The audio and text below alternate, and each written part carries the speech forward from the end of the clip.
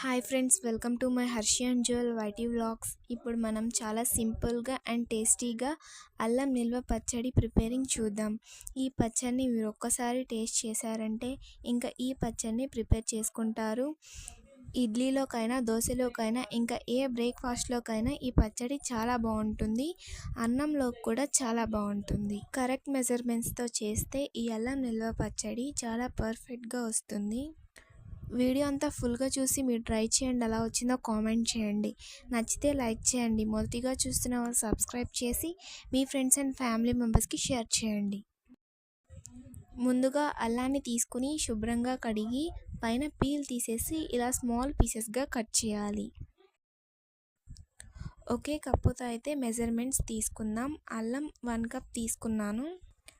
అల్లం ఏ కప్పుతో అయితే తీసుకున్నామో చింతపండు కూడా అదే కప్పుతో తీసుకోవాలి. చింతపండుని శుభ్రంగా క్లీన్ చేసి ఏ గింజలు లేకుండా చూసుకోవాలి. 1.5 కప్పు వరకు బెల్లం తీసుకోవాలి. తీపి కొంచెం ఎక్కువ తినేవారు కొంచెం యాడ్ చేసుకోవచ్చు. అలాగే 1/2 కప్పు వరకు ఉప్పు, 3/4 కప్పు వరకు కారం తీసుకోవాలి. ఇప్పుడు ఒక ప్యాన్ పెట్టుకుని ప్యాన్ హీట్ అయ్యాక 2 స్పూన్స్ ధనియాలు, 1 స్పూన్ ఆవాలు, 1 స్పూన్ మెంతులు వేసి ఫ్రై చేయాలి.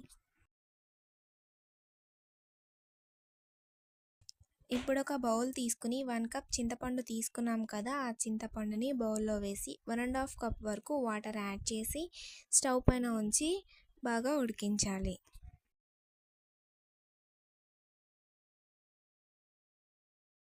ఈ పచ్చడిని ప్రిపేర్ చేయడానికి 1/2 కప్పు నుంచి 3/4 కప్ వరకు నూనె పడుతుంది. ఇప్పుడు ఒక ప్యాన్ పెట్టి 1/4 కప్పు నూనె వేసి మనం కట్ చేసిన అల్లం ముక్కలు వేసి ఫ్రై చేయాలి.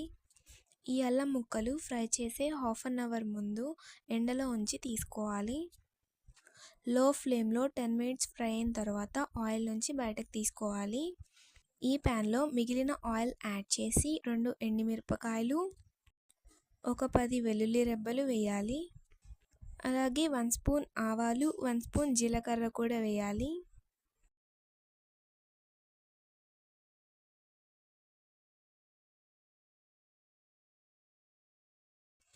అర స్పూన్ ఇంగువ కూడా యాడ్ చేయాలి. ఇప్పుడు వీటన్నిటిని ఫ్రై చేయాలి. ఒక 5 వెల్లుల్లి రెబ్బలు కూడా వేసి ఫ్రై చేయాలి.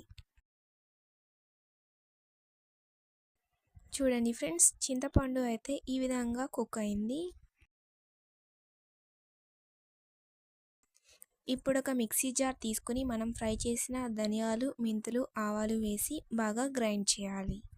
అలాగే 10 వెల్లుల్లి రెబ్బలు, మనం కుక్ చేసిన చింతపండు, ఫ్రై చేసిన అల్లం ముక్కలు, ఉప్పు, కారం కూడా యాడ్ చేయాలి. అలాగే బెల్లం కూడా యాడ్ చేసి బాగా గ్రైండ్ చేయాలి. చూడండి ఫ్రెండ్స్, ఈ విధంగా అయితే గ్రైండ్ చేయాలి.